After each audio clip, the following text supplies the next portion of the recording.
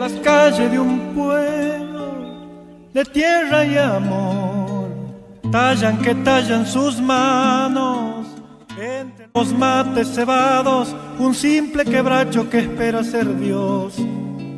¡Qué dichoso árbol! Él es curita de un pueblo derramando amor. Él es sotana, él es viento, él es bandera de encuentro que juntos flamean hacia el Redentor. ¡Qué amigo que tengo! Camina zapato de encuentro con la cruz que ilumina tu pecho. San Francisco, solano en tu cuerpo, violinero viejo. Camina llamando a María, pa' que teja tu santa armonía, que en tus rezos tú sigas creciendo, hombre del silencio.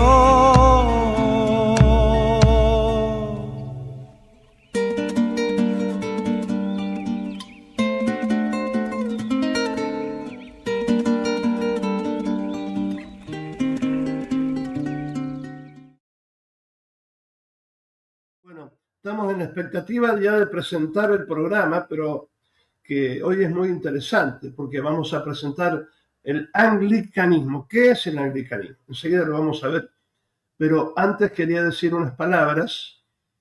Es que este encuentro, Zapato de Encuentro, así se llama nuestro programa, se realiza en vivo por Radio FM Creación 97.7 de La Plata, Radio Morenita del Valle en diferido, 104.5 MHz de Concepción del Tucumán, de nuestro querido amigo el Padre Apud.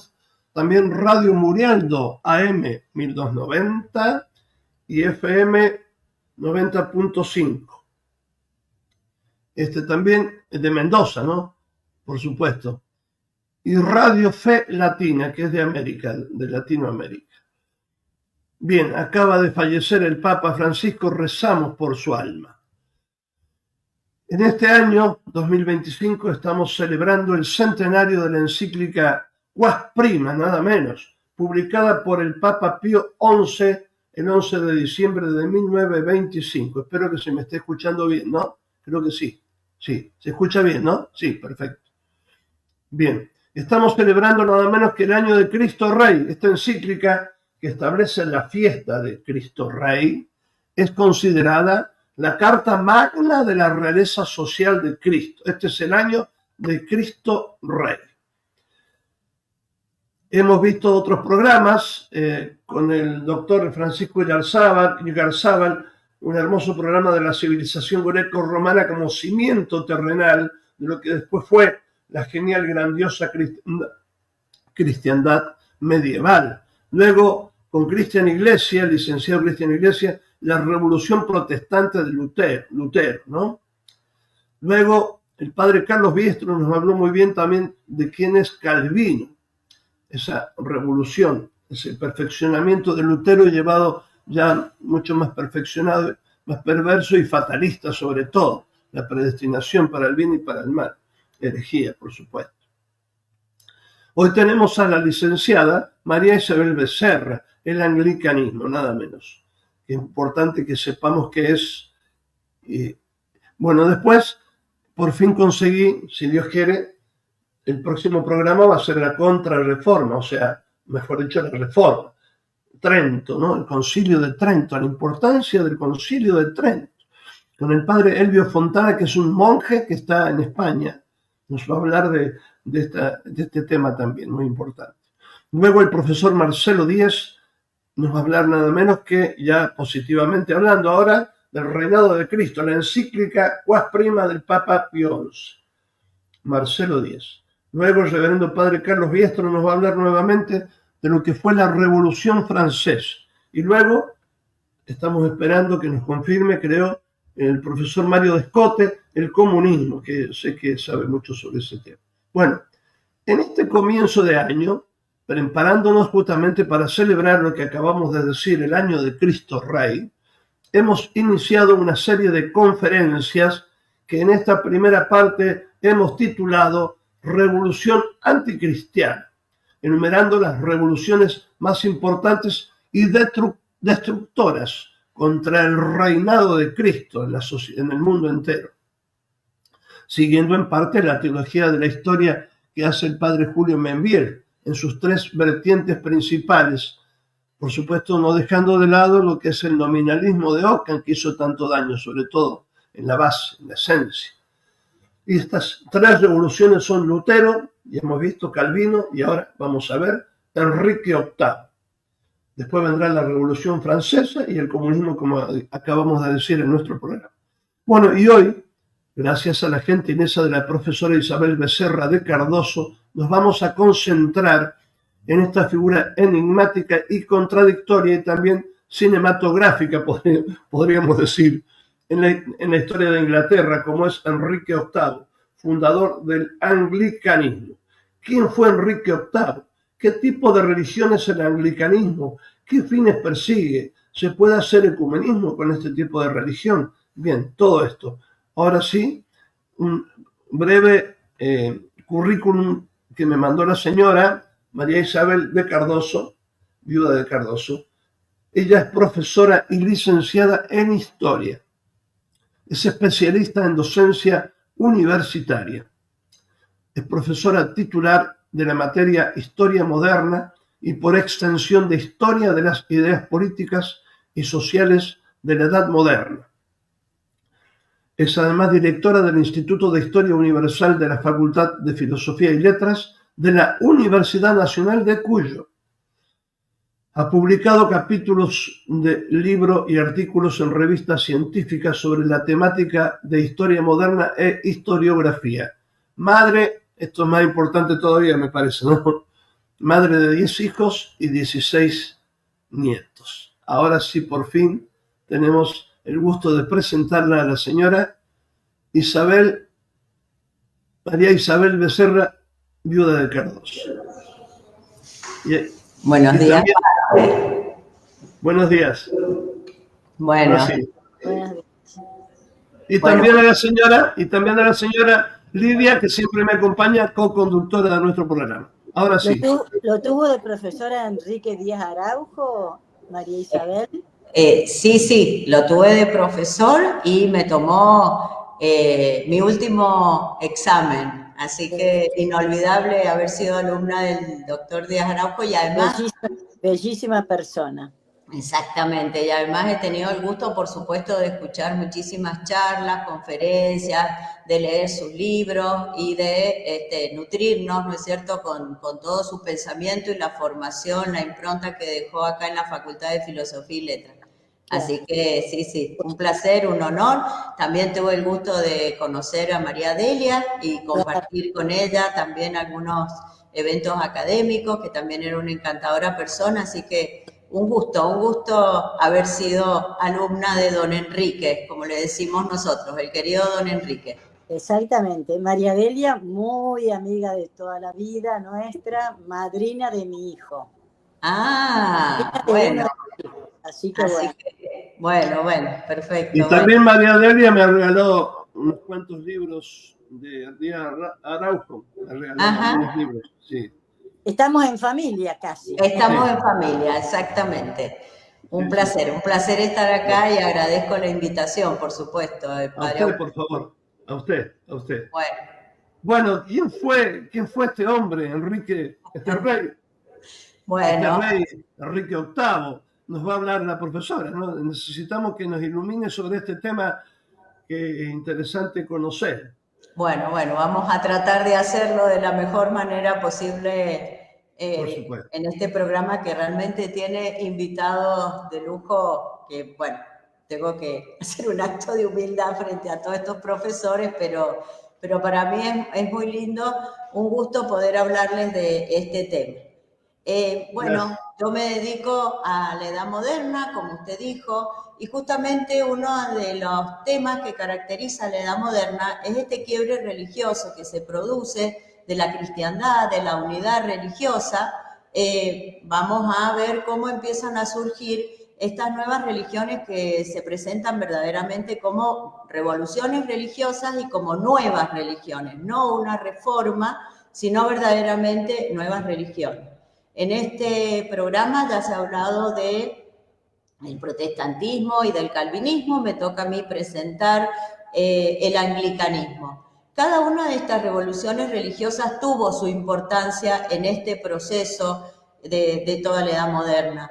El protestantismo porque obviamente fue el que inició estas divisiones religiosas y además planteando la libre interpretación de la Biblia dio lugar a la aparición de nuevos credos de distinto tono. El calvinismo, como se habló también muy bien en este curso, porque en la segunda mitad del siglo XVI, como segundo padre de la Reforma, expande, organiza a través de la institución cristiana de 1533 esta religión y entonces eso permite una mayor difusión.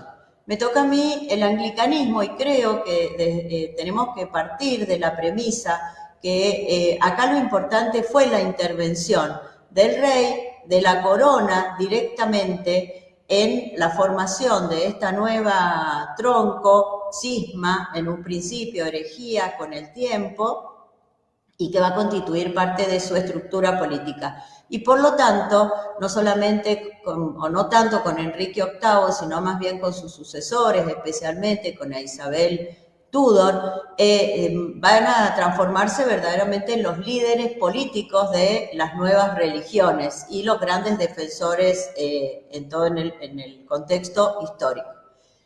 Vamos a tratar de organizarnos de la siguiente manera. En un primer momento, hablar del origen histórico de esta nueva religión.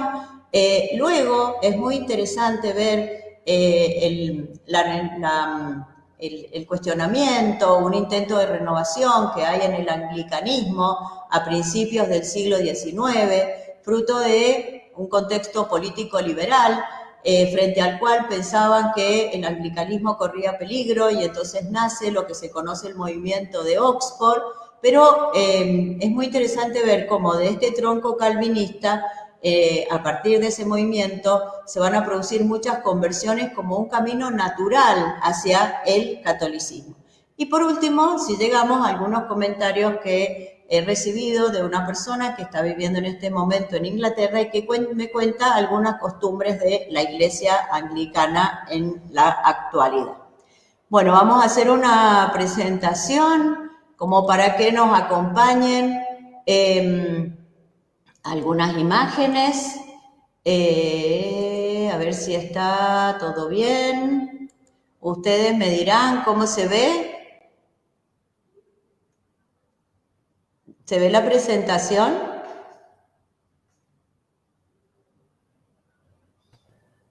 Sí, profesora, se ve, pero habría que agrandarla nomás. Agrandarla. A ver, hay que poner un minutito. No hay problema.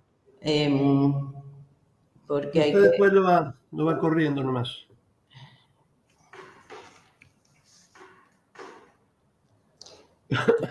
Mientras tanto puedo aclarar, perdón, me equivoqué en el término. Puedo agregar que, como usted dijo recién, no fue propiamente una continuación, sino una verdadera ruptura toda esta reforma, ¿no? Que más que reforma fue ruptura o revolución, ¿no? Que también Enrique VIII destruye todo. Sí, padre. Exacto. Ahora sí. Bueno, ahí se ve, ahí puse pantalla completa. Sí, pero no se ve, como usted lo puso recién, ¿se acuerda? Si puede, si no lo hacemos así. Ahí. Agrandado, hay que agrandarlo. Bueno, ahí estamos. Creo que estamos, ¿no es cierto? Yo decía agrandarlo porque se ve con todos los chiquitos, ¿cómo se llaman las imágenes? O sea, debería ponerlo en, ¿cómo se dice? En pantalla completa. Exacto. Y en presentación. Sí. Ahí. A ver si puede. Como lo hizo usted recién Sí, lo hizo bien. Perfecto, no hay problema. Y también decía agregar que los orígenes de esta iglesia anglicana, entre comillas iglesias, es más bien algo, un origen vergonzoso, ¿no? Porque se apoyó más que todo en qué. Bueno, se apoyó en las pasiones de un rey, ¿no es cierto?, sangriento y lujurioso, ¿no? Se puede decir. O sea que Exactamente. el origen no es tan religioso precisamente. Sí. Bueno, ahí está. Bueno, yo voy empezando. Si podemos Bien, hacer la presentación mejor, pero si no, así no nos demoramos tanto. Bien, bueno. Empezamos entonces con el origen histórico del anglicanismo. Nosotros sabemos que todas estas revoluciones religiosas de las que se ha estado hablando hasta este momento no son simplemente un tema religioso. Siempre Ahí está, hay perfecto. otro... ¿Ahí está? Sí, perfecto. Usted Bueno, lo ve también, siempre... ¿no? ¿Usted lo ve?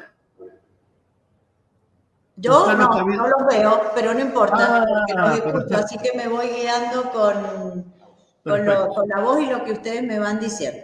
Bueno, entonces, ninguna de estas revoluciones religiosas, como decimos, es simplemente un tema religioso, sino que siempre tienen otros ingredientes. Y justamente en el cisma inglés, lo de menos, en realidad al principio, fue la doctrina, porque los problemas fueron de otro tipo, los que van a dar lugar a este cisma.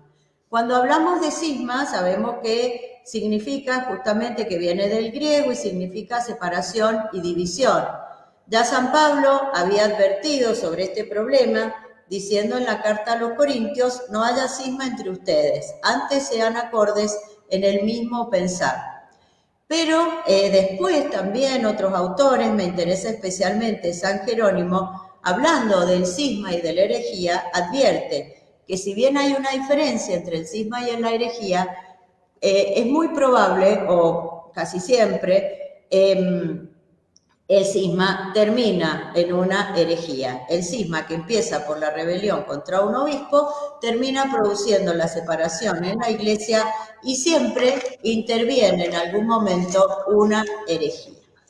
El gran protagonista de nuestro cisma anglicano es Enrique VIII, rey muy conocido, por supuesto, que pertenecía a la familia de los Tudor, una familia relativamente nueva, una dinastía que había llegado al poder de la mano de Enrique VII después de la Guerra de las Dos Rosas, y que en realidad él no había sido destinado o no había sido educado como el futuro rey.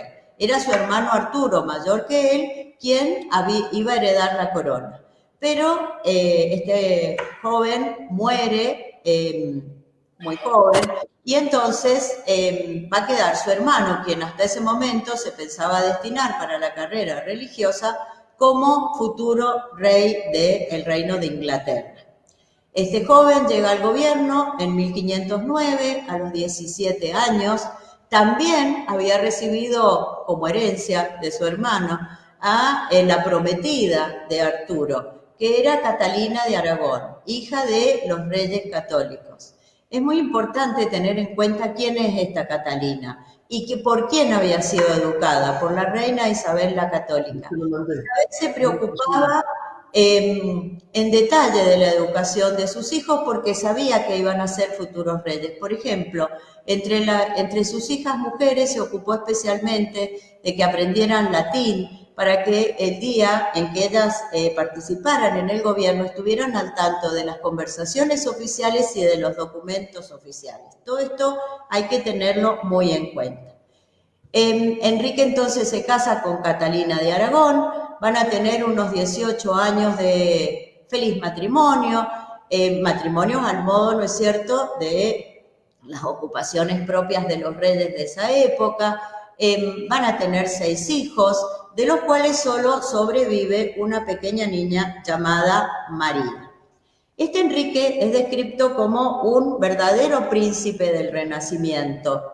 Los autores al principio nos hablan de un joven deportista, buen mozo, bien parado, amante, ¿no es cierto?, de las letras, de la cultura, por eso cultivaba la amistad con Tomás Moro, pero con el tiempo las malas costumbres hicieron que su aspecto, su humor fuera cambiando. y entonces Palacio Attar lo describe como ambicioso e inteligente, con doblez y crueldad. Vicent Vives también, caprichoso, violento, y Belloc, Hilaire Belloc, un autor inglés que seguimos mucho en este tema, que tiene un texto que se llama Así aconteció la Reforma, lo describe como caracterizado por los excesos sensuales. Nos interesa saber cuál había sido su postura en el momento de la revolución religiosa de Lutero.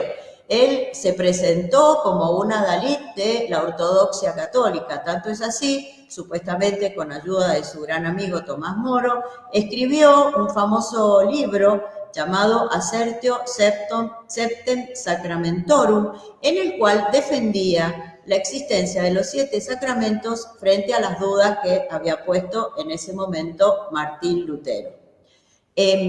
También podríamos decir que el clero inglés vivía, los autores coinciden en esto, en un buen estado moral y religioso, el alto clero era instruido y piadoso, la mayoría del pueblo era católico y el rey se presentaba como un defensor también del catolicismo. Sí podemos hablar de alguna penetración de ciertas ideas protestantes con personajes como Guillermo Tyndall, o también en zonas del sur de Inglaterra, en Londres, en Bristol, empiezan a aparecer algunos pequeños gérmenes de protestantismo que rápidamente van a ser anulados. Con esto, ¿no es cierto?, nos interesa marcar la situación de Inglaterra en ese momento, porque si nosotros pensamos en estas circunstancias religiosas de un rey católico, defensor del catolicismo, en ese contexto, ¿a quién se le iba a ocurrir que en Inglaterra se iba a producir un cisma? Para entenderlo, entonces, tenemos que buscar la razón en otros temas muy personales que tienen que ver con esa pasión del rey, de la cual nosotros hicimos alusión hace un ratito en su temperamento. Ya dijimos que el rey estaba casado con Catalina de Aragón, con la cual había tenido ya un matrimonio de 18 años y del cual había sobrevivido esta niña. Pero todo cambia hacia 1527, porque ahí es cuando el rey conoce y se ve atraído por Ana Bolena. Ana Bolena era una dama de la corte que frente a los requerimientos del rey se negó a ser su amante y exigió ser la reina, ser una reina oficial, estar casada con el rey. Para Enrique VIII no era nada extraño tener amantes, tanto es así que la hermana de Ana Bolena había sido su propia amante, pero Ana Bolena se planta en esta postura y la pasión del rey, tanto es así que él mismo califica a lo que siente por Ana Bolena como un embrujo en un momento, la pasión del rey lo lleva a tratar de buscar desentenderse del anterior matrimonio para poder casarse con Ana Bolena. Por lo tanto, se plantea en un primer momento en Inglaterra el tema de una anulación matrimonial. Para eso va a contar con un cardenal también, Wolsey, que llevaba un título también político porque era canciller de Inglaterra y el cual es encargado de conseguir frente al Papa la anulación matrimonial.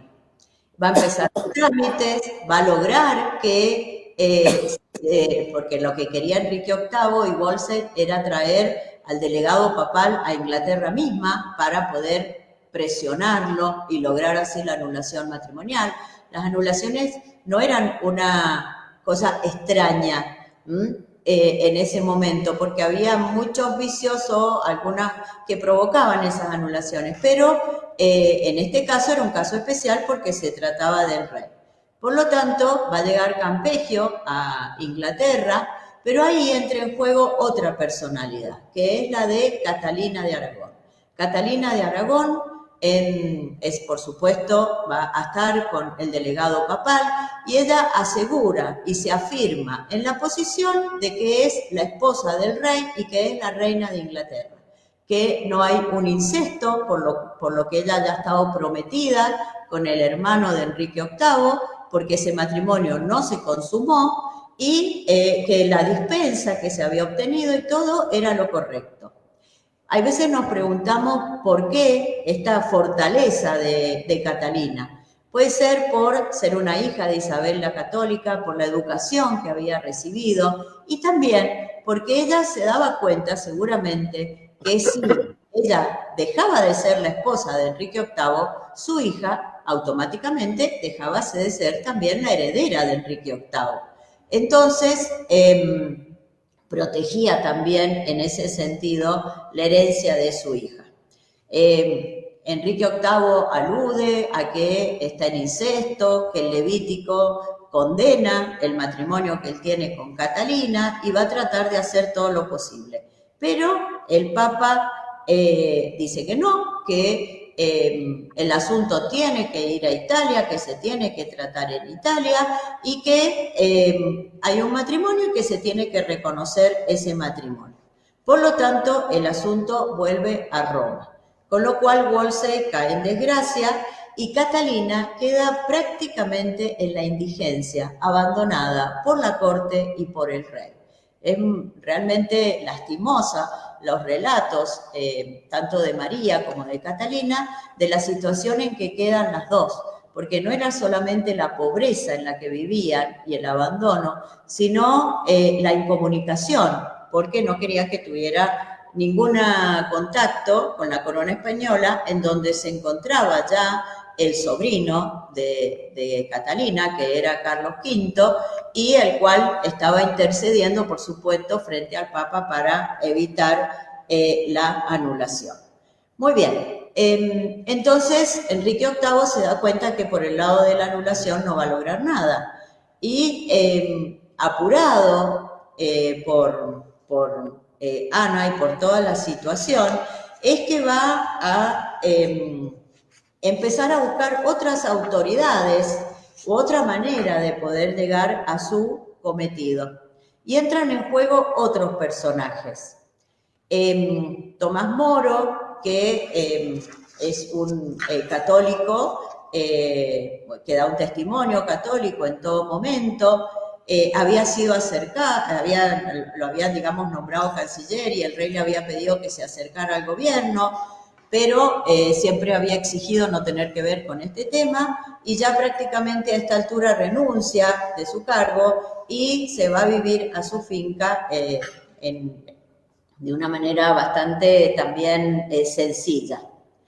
Y entonces aparecen otras autoridades, otros personajes, otras instituciones que son los que van a colaborar con el rey para poder lograr lo que ahora se propone, que es el divorcio, y con eso el cisma que va a venir como consecuencia de ese divorcio. Es interesante el Belloc, ¿no es cierto?, cuando habla de todo este tema, le pone como título a su capítulo el accidente inglés.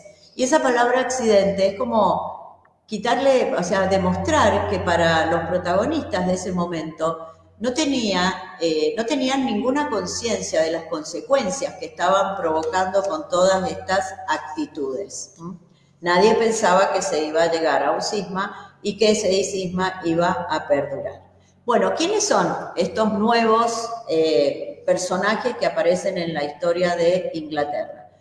Por una parte, una institución, el Parlamento, porque el rey necesita que este cisma sea legal, este divorcio sea legal, esta situación sea legal, y eso se va a hacer a través del Parlamento. Pero también Tomás Cromwell y Tomás Cranmer. Cada uno va a tener un protagonismo importantísimo en este proceso. Tomás Cranmer era un obispo que había sido ordenado dentro de la Iglesia Católica, pero que luego había tenido una estancia muy larga en Alemania. Allí había aceptado las ideas luteranas, se había casado en secreto y formaba parte en Inglaterra de un grupo llamado la Pequeña Alemania que intentaba propagar las ideas luteranas en el territorio inglés. Y por otra parte aparece Tomás Cranmer, que va a ser quien va a manejar la situación política, el Parlamento, la Cancillería, y que es el que realmente le propone, dicen que también Ana, pero el que propone el divorcio, el tema del divorcio. La cosa se pone un poco preocupante porque a fines de 1532 Ana se da cuenta que está embarazada. Evidentemente ya había cedido a los requerimientos del rey, muy segura de que tenía su futuro asegurado. Y entonces el año 1533 es fundamental para poder lograr o terminar o consolidar esto que llamamos el cisma anglicano, año 1533. ¿Por qué? Porque en ese año el Parlamento declara nulo el matrimonio entre Catalina y Enrique VIII y el obispo Cranmer bendice el matrimonio, la unión con Ana Bolena. Todo esto durante el año 1533. También se cambia la línea sucesoria porque queda ahora el hijo, hija, no se sabe, o sea, el hijo, porque no se sabe todavía qué es, nosotros sabemos que va a ser una hija de Ana, queda como la futura heredera. Y también el Parlamento va a dar un acta, va a ser un acta, o sea, establece por ley la supremacía del rey en la Iglesia de Inglaterra, en la Iglesia anglicana. La famosa acta de supremacía de noviembre de 1534, por la cual se constituye la Iglesia anglicana y se nombra a Enrique como cabeza de la Iglesia de Inglaterra. Este es el acto que consuma el cisma, que provoca el cisma, la separación, al cual con el tiempo se le van a ir agregando, como hemos dicho, las herejías, los cambios en la doctrina. Pero en realidad Enrique no quería, no era su intención, o él creía que iba a poder no cambiar la doctrina, sino mantener una especie de catolicismo, pero con una iglesia nacional inglesa. Belloc se pregunta a esta altura si hubo oposición o no hubo oposición con respecto a lo que estaba sucediendo. Por una parte, bueno, ya dijimos, titula a su capítulo El accidente inglés, como diciendo, en Inglaterra no se tenía plena conciencia de las consecuencias de lo que estaba sucediendo. Por otra parte, también evidentemente hubieron personas que estuvieron en contra de todo este proceso. Destacamos a dos grandes santos, mártires del anglicanismo. Aquí hemos puesto a Tomás Moro, pero también Juan Fisher. Los dos fueron llevados a la Torre de Londres y ejecutados por traición al rey, porque esa acta de supremacía también implicaba la jura de fidelidad al matrimonio con Ana Bolena y al rey como cabeza de la Iglesia de Inglaterra. También son famosos los franciscanos de los conventos que existían en Londres, los cuales se van a oponer, y la mayoría, algunos son deportados, pero la mayoría son ajusticiados. Y también es interesante que junto a Moro, en la misma cárcel, había unos monjes que se los amenazó que si no aceptaban a Enrique VIII iban a ser arrojados al Támesis. Y los monjes dijeron, bueno, al cielo se puede llegar por tierra o por agua. Y murieron. Entonces, sí, murieron mártires del anglicanismo. Perdón, eso me hace acordar el humor de Tomás Moro, ¿no? ¿Cómo? Perdón. Me hace recordar el humor de Tomás Moro. Ah, sí. Sí. De Tomás Moro podría haber, sí, una conferencia, una charla especial, porque realmente es un personaje que nosotros aquí lo vemos como muy rápidamente, muriendo como mártir, pero toda su figura, toda su santidad y, como usted dice, su buen humor, que fue uno de los signos también de su santidad, el haber nunca, ni siquiera cuando estaba en la cárcel, y él haber sido la persona que acompañaba y que alentaba a quienes estaban a su alrededor. Pero me interesa destacar ahora, nosotros hasta ahora hemos visto todo este proceso del tema del divorcio. Me interesa marcar que primero acá no hay una cuestión todavía especialmente doctrinal, sino que es más bien una cuestión de la pasión del rey que tiene que solucionarlo y también el orgullo de Ana Bolena. Pero hay otro ingrediente que hace que el anglicanismo triunfe en Inglaterra y que en algún momento, cuando el rey ya va a ser viudo, ya vamos a ver, todos es bastante conocido que tuvo 6 esposas, en un momento en que él es viudo y podría haber vuelto a la paz con la Iglesia de Roma, no lo va a hacer. ¿Por qué? Porque hay otra medida que tiene que ver con lo económico. Esto también es muy común en estas revoluciones religiosas, que el dinero, la economía, la ambición de ciertas personas tengan más que ver con que la cuestión puramente religiosa. El rey, a instancias de Tomás Cromwell, va a enviar unas visitas como de control a los monasterios de Inglaterra, y Tomás Cromwell, a pesar de que no era lo que él vio, va a decidir que tienen que ser cerrados, tienen que suprimirse. Va a comenzar por suprimir las tierras, o sea, los monasterios pequeños de pocas tierras, y luego los de grandes tierras. ¿Por qué es importante este tema? Porque esto significaba mucha riqueza, mucha tierra, que va a pasar a manos primero de la corona de Enrique VIII, pero que con el tiempo, sabemos que estos reyes de la edad moderna tan gastadores, rápidamente necesitaban dinero, en algunos casos recurrían a los prestamistas como los Medici, y en este caso lo que hace Enrique VIII es vender esas tierras que había adquirido recientemente. Y entonces una importante porción de Inglaterra se enriquece gracias a estas tierras y da lugar a un nuevo grupo social llamado la Gentry, que identifica esta época de Inglaterra, quienes, intervienen, ya les empieza a interesar que no se haga marcha atrás al anglicanismo, porque entonces deberían devolver lo que ellos recibieron. Para que midamos un poco lo que significó la supresión de estas tierras, pensemos que solamente con los pequeños desaparecieron 327 monasterios. Esto va a dar lugar también a una reacción por parte de los católicos, que se conoce como la peregrinación de la gracia, en donde, desde el norte de Inglaterra, nobles y muchos campesinos comienzan a armar un ejército para poder defender a los monasterios, pero van a ser vencidos y tratados con muchísima crueldad.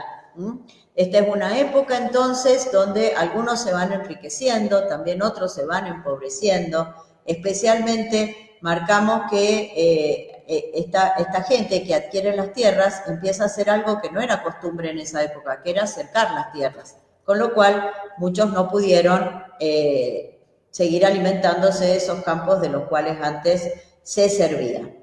Bueno, y en cuanto a la doctrina, podríamos plantearnos el tema de la doctrina. Sabemos que el rey no quería cambiar la doctrina, pero que hay ciertos personajes, especialmente este Cranmer, que ya empieza a introducir cambios que se van notando especialmente en lo que tiene que ver con la comunión, que empieza a perder su sentido sacrificial y que se va transformando en una asamblea, en una reunión. Esto se va a, poner por escrito en lo que ellos llaman los documentos de los artículos. Primero los 10 artículos de tono más anglicano, después los 6 artículos en donde Enrique VIII intenta demostrar que quiere mantener la doctrina católica, el tono católico, y esa costumbre va a seguir en Inglaterra. Ya vamos a ver que los sucesores de Enrique VIII van a tener también la costumbre de hacer artículos. Bueno, sintetizando un poco este tema, podríamos decir que Ana Bolena finalmente da luz a una niña, que va a ser la futura Isabel de Inglaterra, pero al año ya, fruto de las infidelidades de esta Ana Bolena, hacia el mismo rey, es ejecutado. Y entonces se va a casar con Jane Seymour, de la cual tiene el tan ansiado varón, futuro Eduardo VI, Luego, a la muerte de Seymour, que muere prácticamente de posparto, va a tener otras esposas, Ana de Cleves, la cual no le gustó, la rechazó de entrada. Catalina Howard, otra joven que también de muy malas costumbres, que terminó también siendo ejecutada por engañar al rey. Pero nos interesa llegar a 1543, porque su última esposa, Catalina Parr, era una princesa protestante convencida. Y entonces va a ser la que lo va a acompañar hasta los últimos días y va a llevar a la corte tanto a Eduardo, a María y a Isabel. Sobre María no va a tener mayor influencia, porque ella había sido educada por una madre católica, pero en Eduardo y en Isabel va a tener una gran influencia y los va a educar como protestantes. Es por eso que a la muerte de Enrique en 1547 se va a seguir la línea sucesoria que había justamente promovido esta Catalina Parr, que era Eduardo, María e Isabel. Y en el caso tanto de Eduardo como de Isabel, van a continuar la política anglicana de su padre y la van a ir profundizando a través de estos artículos. En la época de Eduardo se hacen 42 artículos, en la época de Isabel se hacen 37 artículos, y también en la promoción del Prayer Book, que intenta hacer un libro de oraciones en los cuales, en donde esté como consolidado el rito anglicano, rito que intenta mantener como una cierta catolicidad. O sea, se habla del anglicanismo como una religión media, que no llega a ser totalmente protestante, pero que tampoco sigue siendo católica, obviamente, porque se produce un cisma y hay una herejía. Van a ir dándose los cambios doctrinales, la Biblia como única fuente de fe, en lo que ellos llaman la versión autorizada, que se hace en el siglo XVII, en la época del rey Jacobo I. Se va a establecer estos libros de preces o de oraciones y los artículos que tienen que ser llevados a todos los pueblos de Inglaterra y obligados, y hasta se controla, esto es interesante, ¿no? Especialmente desde Isabel en adelante se controla que los funcionarios ingleses acepten la doctrina anglicana y cumplan con el libro de oraciones y con los artículos. Quedan solamente el bautismo y la cena, pero esa cena, como decíamos, ha perdido ya su carácter sacrificial. Los altares de piedra son reemplazados por piedras movibles, por mesas movibles, ya no hay entonces sacrificio. Y por supuesto se va a llegar al abandono de las reliquias, de la devoción a la Virgen y todo lo que va entrando de a poquito en esta nueva religión.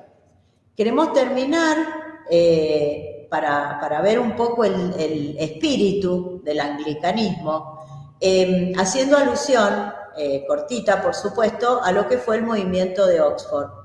Nosotros sabemos que en el siglo XIX, a principios del siglo XIX, triunfa en Inglaterra un gobierno liberal que iba a hacer unas reformas, y como la Iglesia y el Estado estaban tan unidas, esas reformas también iban a implicar reformas en la Iglesia anglicana. Y los anglicanos, podríamos decir más en serio, ven con preocupación estas reformas. Y entonces, desde Oxford, que era la universidad en donde se formaban los pastores anglicanos, comienzan a generar un movimiento liderado por una serie de personalidades desde 1833 en adelante, de la cual a nosotros nos interesa destacar la figura del futuro cardenal Newman, en donde dicen, vamos a recuperar el anglicanismo a partir de la lectura de los santos padres. Y en ese camino de acercamiento a la doctrina católica y a la lectura de los santos padres, finalmente lo que va a suceder es que se convierten en católicos. Sucede, con posterioridad también hay otra personalidad que yo invito a leer su libro, que es La historia de un converso, de Benson. Sucede parecido también, algo parecido con Benson. Benson, que había sido educado en el anglicanismo, era hijo del primado de la Iglesia de Inglaterra, empieza en su espíritu, en su sensibilidad profunda religiosa, empieza a buscar respuestas sobre digamos, ciertas cuestiones que para él el anglicanismo no resuelve, no dice con claridad qué es lo que hay que hacer. Para Benson uno de los temas fundamentales es el tema de la confesión. Voy a dejar de compartir, así este último momento ya nos vemos, porque si no... Benson es el escritor de Señor del Mundo.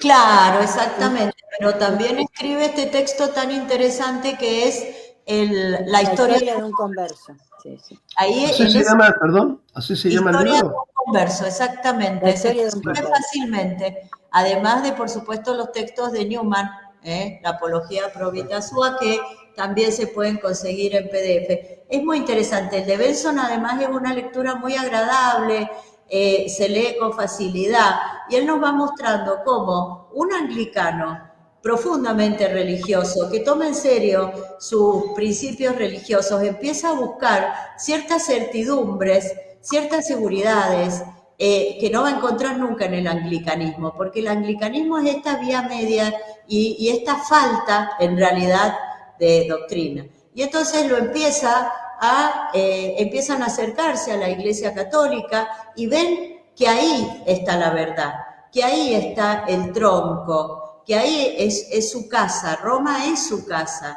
Es tan bonito como describe cada uno la llegada a Roma, su conversión, todo el proceso, que entiendo que vale la pena leerlo. El anglicanismo, o sea, este grupo, algunos se convierten y otros no. Hay muchos, realmente llama muchísimo la atención y en los libros ellos van haciendo alusión a todas estas conversiones. Pero el anglicanismo como religión sigue su camino. Por eso termino con algunas pequeñas referencias que me contó una amiga que está viviendo en Inglaterra, y ella me dice, la gente en Inglaterra cree que es anglicana o se dice anglicana, pero nadie va a la iglesia. Ella las veces que pudo llevar a sus hijos, porque tiene 4 varones, que quiso llevarlos a la iglesia y que, bueno, un poco en el desconocimiento o en la llegada, terminó entrando en una iglesia anglicana en vez de católica, y además sabemos que los ornamentos y el aspecto, digamos, se mantiene muy parecido.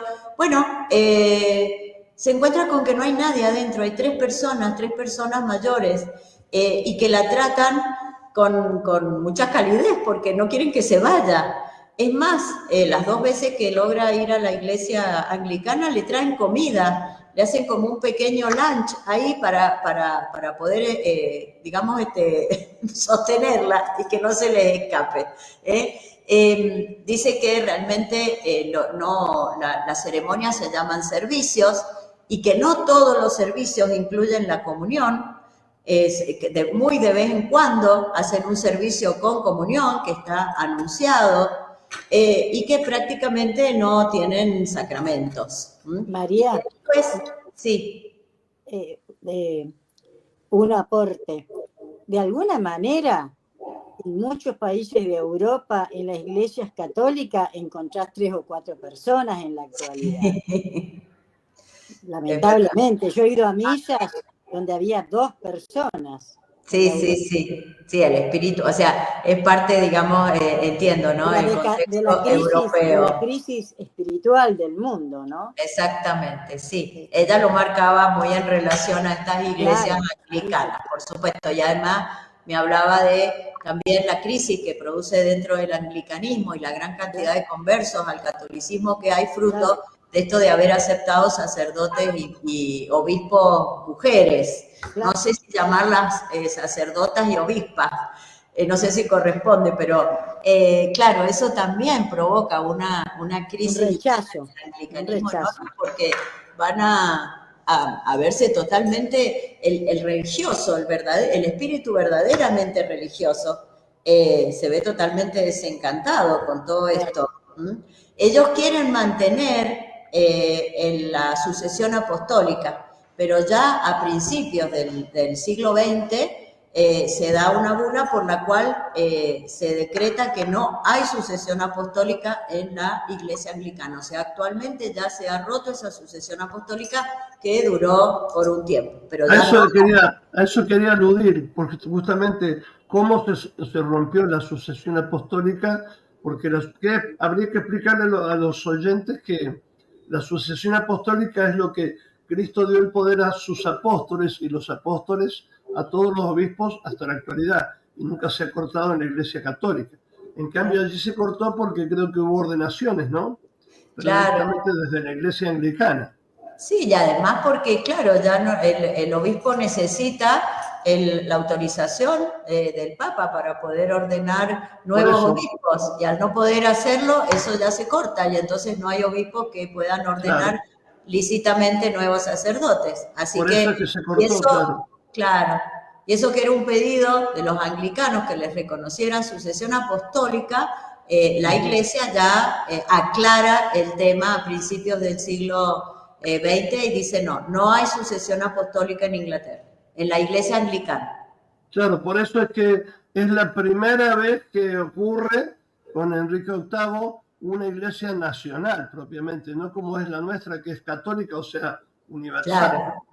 Bueno, eso también es muy lindo y muy interesante de leer tanto en Benson como en Newman, cómo ellos ven la catolicidad, la universalidad de la doctrina cristiana. Es más, por ejemplo, Benson, que estaba acostumbrado a esas ceremonias realmente maravillosas en cuanto a la música, los coros, dentro del anglicanismo, dice que prefiere una misa muy sencilla católica a esos grandes ritos, ese ritualismo vacío de contenido, porque ve mucho más contenido en la misa sencilla católica donde él se acerca.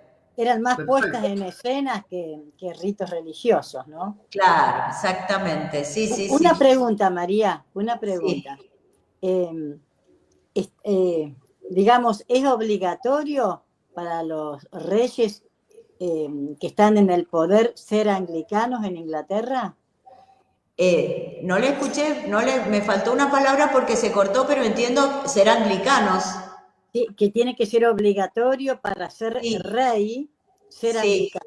Sí, totalmente. De todas maneras, en estas reformas liberales, así como los primeros reyes de Enrique VIII en adelante eran la cabeza de la Iglesia, o sea, la autoridad máxima de la Iglesia, Isabel prefiere llamarse la gobernadora de la Iglesia, porque Isabel no era un espíritu religioso. Ella usaba del anglicanismo como parte de su gobierno. De hecho, lo utilizó como una especie de nacionalismo inglés para oponerse al catolicismo. Y bueno, con eso, digamos, se va a hacer tan famosa en la misma Inglaterra. Aunque Belloc dice que en realidad la que gobernaba no era ella, que era débil, que Cecil era el que gobernaba. Pero bueno, eso es toda una discusión histórica. Pero los reyes sí. Cuando se hacen estas nuevas leyes liberales para la Iglesia anglicana, en realidad se dispersa un poco la figura del rey, porque es como una especie de comunidad de iglesias anglicanas en distintas partes del mundo. Es como se diluye mucho más esta estructura. Pero sí es interesante ver cómo el rey siempre tenía que ser anglicano y los funcionarios tenían que ser anglicanos. O sea, desde la época de Enrique VIII con las actas de traición, y especialmente en la época de Isabel, que hay muchísimas persecuciones. En eso hay un libro de la profesora Roca Barea sobre imperofobia, que tiene un capítulo especial sobre el anglicanismo, y ahí ella marca cómo la persecución y cómo igual, por ejemplo, los jesuitas van de incógnito a Inglaterra, porque hay muchos católicos en Inglaterra. Entonces, alguien tiene que ir a sostener la fe de esos católicos. Claro, está bien. Sí. Después se hace la ley también de supremacía, ¿no? Y después también otras leyes, después de la ley de sucesión, que es ilícita, por supuesto, viene el acta de supremacía. Eso en 1534. Claro, exactamente, cuando se consolida el cisma. Claro, cuando se consolida el cisma, exactamente. Donde se pone cabeza de la Iglesia al rey. Bueno, y después vienen lo que se llaman las leyes de tradición, ¿no? De traición. Estaba entonces donde había un encargado, creo que era así, Tomás Cromwell, creo que era el encargado de hacer ejecutar las leyes estas, vicario del rey, y pronto se obligó a todos los seglares y eclesiásticos a prestar juramento a las leyes estas, ¿no? De sucesión y de supremacía, y empezó ya la gran sangrienta matanza, ¿no? ¿No es cierto?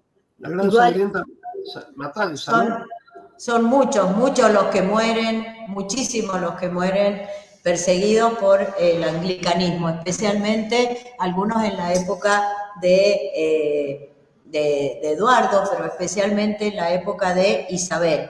Y esos problemas religiosos van a continuar, y las persecuciones van a continuar también en los reinados de los Estuardos. Es una constante. Y además en los reinados de los Estuardos, que ya es un proceso político diferente, vemos cómo sigue ese miedo y esa persecución a los católicos, que ellos empiezan a llamar los papistas, como seguidores del Papa, pero en realidad eran los católicos.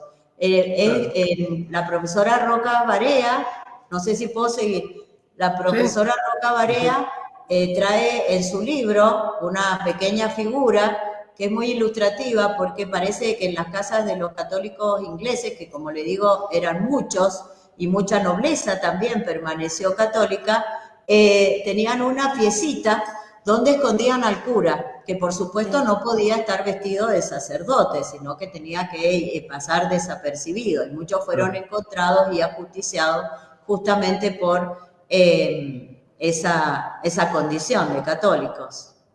Sí, claro, exactamente. Y muy digo, bueno, María, muy bueno. También era así, muy bueno.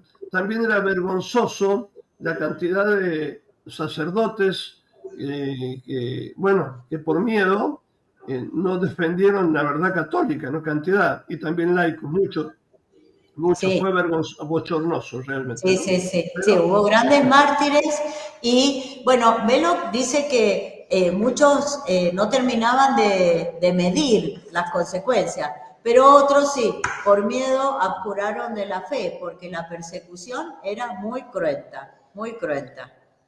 La muerte era segura. Se parecía a Calvino, revisaba todo, controlaba todo. Exactamente, sí, porque pensemos que la iglesia es una iglesia oficial del gobierno, y que la cabeza es el rey mismo, entonces está todo puesto en funcionamiento. O sea, el traidor, o sea, el que no era anglicano era un traidor directamente, por eso merecía una ejecución, y una ejecución pública. Por ejemplo, cuando se vence esa peregrinación de la gracia, es cruelísima, digamos, las matanzas que se hacen de esos campesinos que solamente habían salido a defender a los monasterios, de los cuales ellos hasta ese momento vivían espiritual y materialmente. Y es cruelísimo, tanto es así que al jefe lo cuelgan y lo dejan colgado por muchísimo tiempo, porque ni siquiera son capaces de enterrarlo para mostrar realmente la política en contra y la persecución.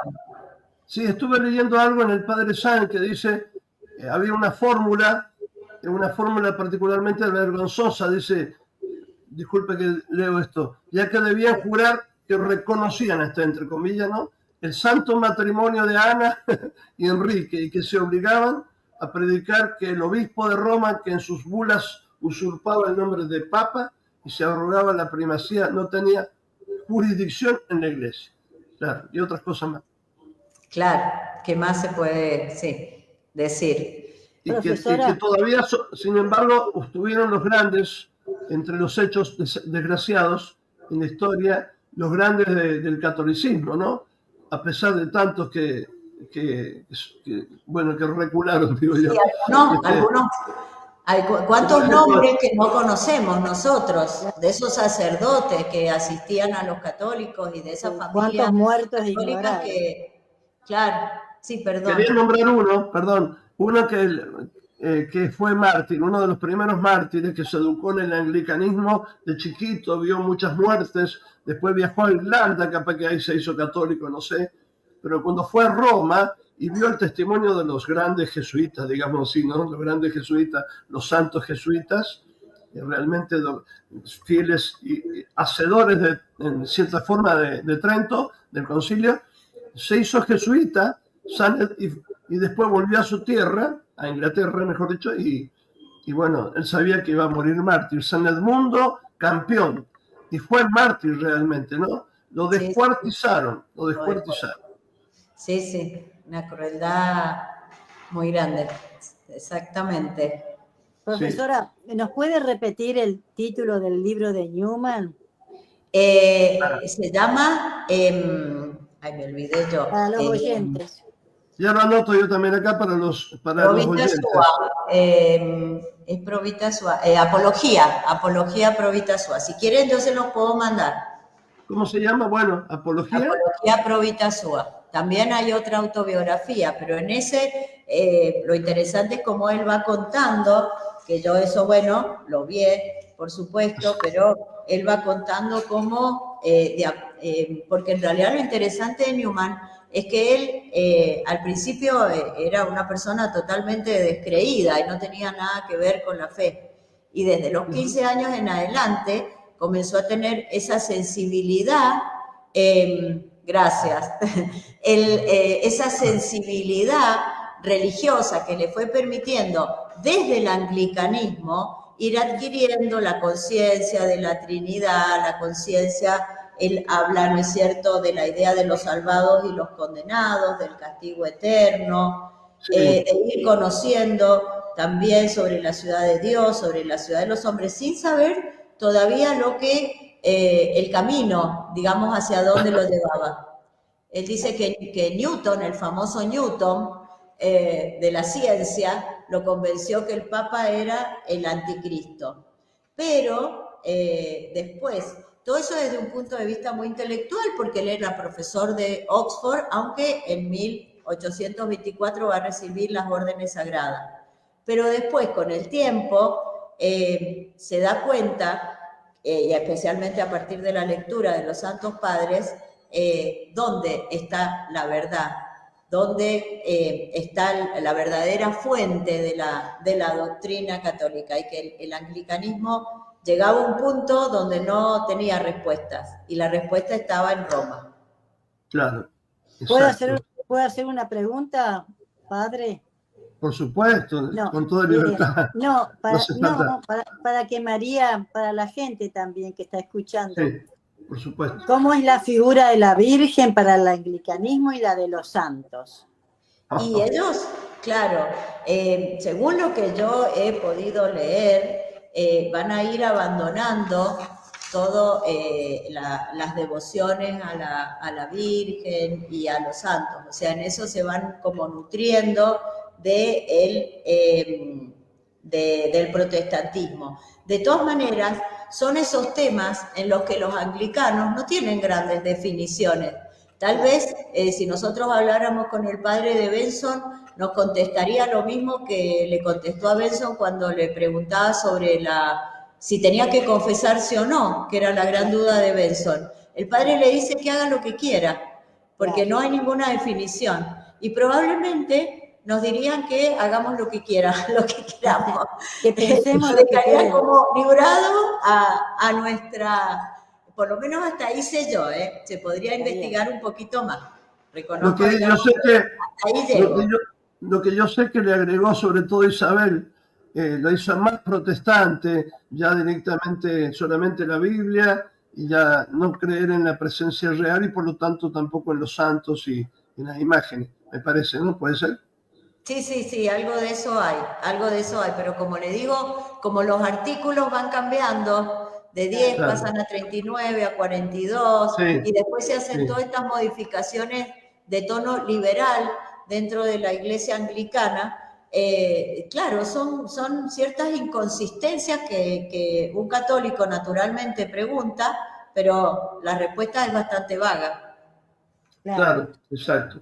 Lo que recuerdo por el libro que leí del padre Alfredo últimamente, que cuando lo nombró santo, bueno, son dos grandes santos, como usted ya los nombró, por supuesto, Santo Tomás Moro, y Fisher lo nombró cardenal, justo porque como se opuso totalmente a la ley de supremacía y todo eso, entonces se opuso totalmente el arzobispo John Fisher, que luego llegó a ser santo y mártir.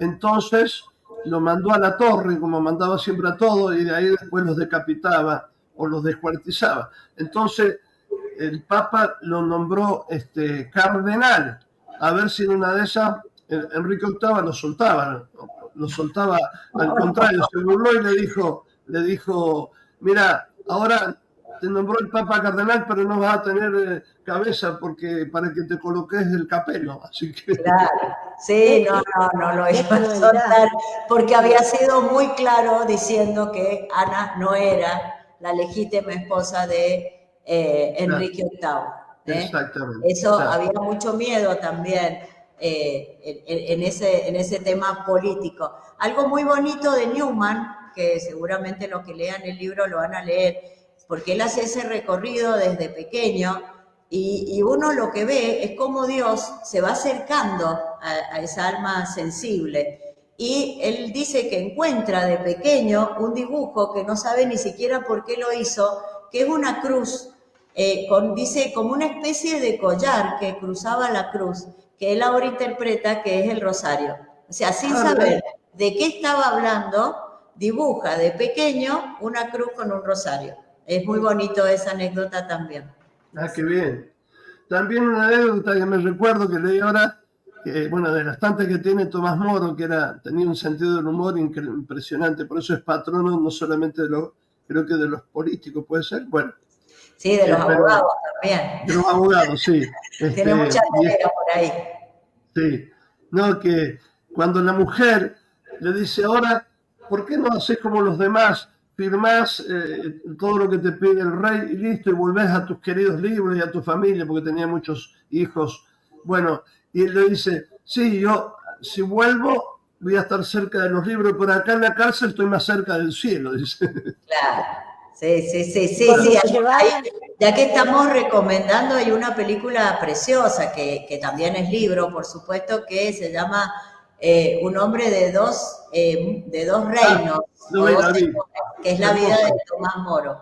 Sí. Hay dos versiones, la antigua es más bonita, pero de todas maneras ahí recorre muy bien toda la vida de Tomás Moro y muestra eso, como él su hija le insistía muchísimo, porque él al principio se protege como en un silencio, de no hablar directamente ni del rey, ni del matrimonio, ni nada, pero después ya tiene que definirse por la ley de traición, el acta de traición. Entonces, la hija especialmente, con la cual tenía una relación muy especial, le decía que tuviera que lo asegurara, pero que en su conciencia no lo aceptara, o sea, que lo dijera, pero que en su...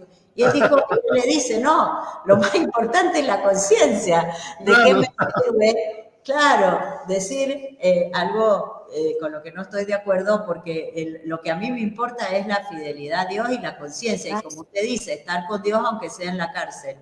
Claro, exacto. Pero además se aseguró el cielo.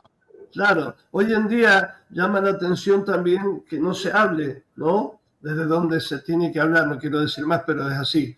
Se tendría que hablar, me imagino si llega un momento de que nos toque, ni Dios permita, digamos, libre y un rey como tan despótico, ¿cuántos van a pasarse para el lado contrario de la iglesia, ¿no? Porque el miedo, ya existe el miedo, imagínense si viene de repente un despotismo de este tipo o de tantas cosas. Un comunismo, padre, o un comunismo. ¿Cuántos mataron los comunistas? O el gobierno mundial, que es peor que el comunismo, el gobierno mundial.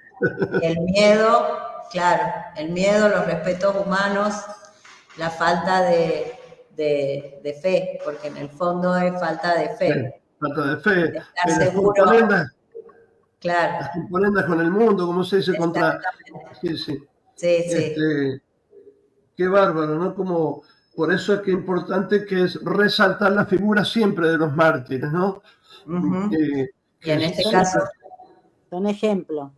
Ejemplos, claro. Sí. Sí. El verdadero ejemplo de los santos, de los mártires en todo momento, de la fidelidad a la Iglesia Católica, que vuelvo a repetir, siempre lo decimos, se apoya en 3 patas, ¿no? Un trípode.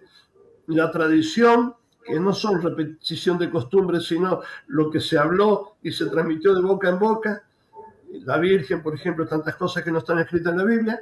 Luego la Biblia, que se consignaron algunas cosas nomás, y luego, lo más importante, y luego el magisterio de la Iglesia, ¿no? Claro. Sí. Así es, padre. Bueno, está hermoso su aclaración. Muy lindo, María. Gracias por... para mí, como profesora de historia, es un placer hablar de historia. Y este tema también tan bonito, especialmente por los santos que podemos traer, hacer presentes. Hermoso, porque la gente necesita mucho de instrucción, hay tanta ignorancia y por eso nos manejan. Claro. ¿No es cierto? Por eso nos manejan. Necesitamos instrucción, catecismo, historia, sobre todo la historia, bueno, las 2 cosas a la par. Así que le agradecemos con Lidia de corazón. Gracias por la invitación. Muchas gracias por la invitación.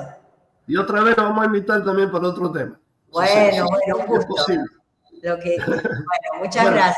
Vamos a rezarle, si le parece, le vamos a rezar a la Virgen, los 3. Por supuesto. Por nuestra patria, que está siempre tan mal. Y por el alma del Papa Francisco y por el nuevo Papa. Por el alma del Papa Francisco y por el nuevo Papa, que Dios nos dé un Papa Santo. Hay que rezar mucho, rezar. En el nombre del Padre, y del Hijo y del Espíritu Santo. Amén. Dios te salve María, llena eres de gracia, el Señor es contigo. Bendita tú eres entre todas las mujeres y bendito es el fruto de tu vientre, Jesús. Santa María, Madre de Dios, ruega por nosotros pecadores, ahora y en la hora de nuestra muerte. Amén. Y que la bendición de Dios Todopoderoso, del Padre y del Hijo y del Espíritu Santo, descienda sobre ustedes, especialmente sobre la conferencista y toda su familia, y permanezca para siempre. Amén. Muchas gracias. La familia...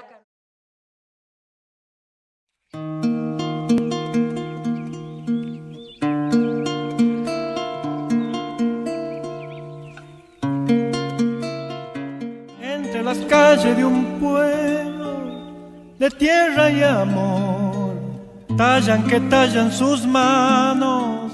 Entre los mates cebados, un simple quebracho que espera ser Dios. ¡Qué dichoso árbol! Él es curita de un pueblo derramando amor. Él es sotana, Él es viento. Él es bandera de encuentro que juntos flamean hacia el Redentor. ¡Qué amigo que tengo! Camina zapato de encuentro con la cruz que ilumina tu pecho. San Francisco, solano en tu cuerpo, violinero viejo.